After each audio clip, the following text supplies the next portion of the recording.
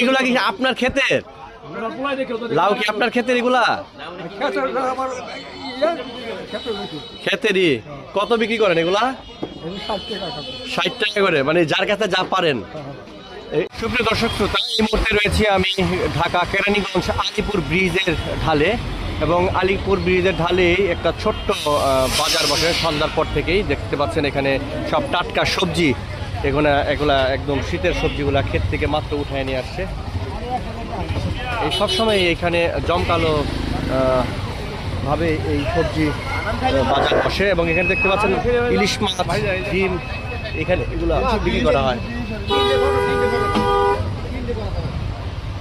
ও পেঁপেটা তো দারুণ বড়। হ্যাঁ, কয় কেজি হবে এটা? 2 কেজির মতো হবে। ও অসাধারণ অসাধারণ। এই বাগুন কত করে বিক্রি করেন? 70। এগুলো একটা ওজন কত হবে? একটা আধা কেজির উপরে না? প্রিয় দর্শক, এখানে সব 800 গ্রাম। এগুলো তো সব এই এলাকারই সবজি, তাই না?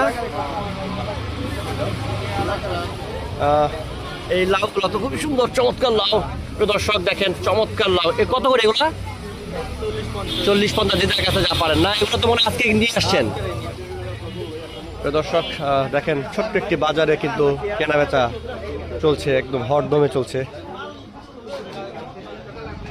হযরতপুর আলিপুর ব্রিজের ঢালে এই ছোট্ট বাজারটি এখানে বসে। বিকেল থেকে শুরু হয়, একেবারে রাত অবধি পর্যন্ত, যতক্ষণ কাস্টমার থাকে। আসলে শীতের যে সবজিগুলো, এগুলো সব কিন্তু এই এলাকারই সবজি। এখান থেকে কিন্তু ঢাকা যায়, দেশের বিভিন্ন জায়গায় কিন্তু এই সবজিগুলা যায়, আর যেগুলো অবশিষ্ট থাকে এখানে বিক্রি করা হয়। দেখতে পাচ্ছেন এখানে টাটকা সবজিগুলা এখানে বিক্রি করছেন ওনারা।